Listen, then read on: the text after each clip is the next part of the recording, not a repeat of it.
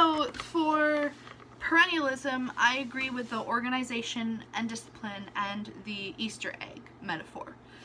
As a teacher, it's my job to lead students to the truth, but not ruin that moment of realization and finding the truth. And without organization and discipline in a classroom, the classroom will not function properly, and then you won't be building that moral character and rule-following citizen, because these students are the future. Also, for essentialism, you're building that moral character, and I relate to that, and I believe that as a teacher, it's my job to be a role model to the students and how to be a good citizen and build understanding of living within a rule set. And like I said, students are the future. They're the citizens that will be out in the world one day. For progressivism, I believe that lifelong learning is important. My grandma says that you learn something new every day, and you never stop learning. You're gonna always be learning something new, always observing something new. Your hobbies are gonna change, so you'll have to learn something new about that. You never stop learning as a human being.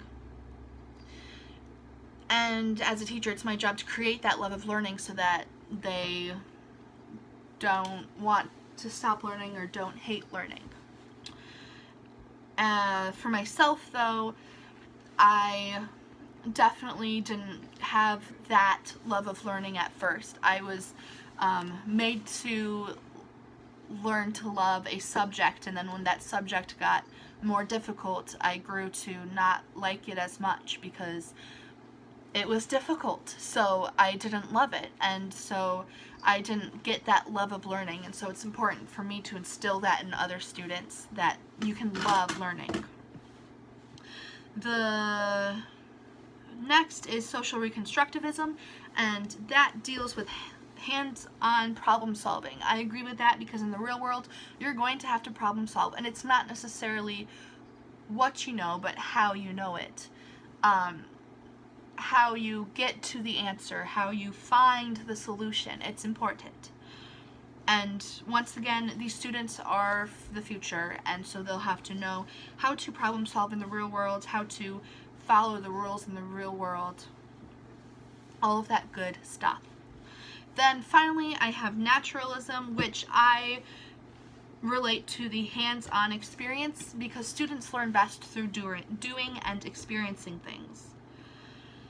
So my first core belief is that I believe that students learn best by being hands-on and learning from experience.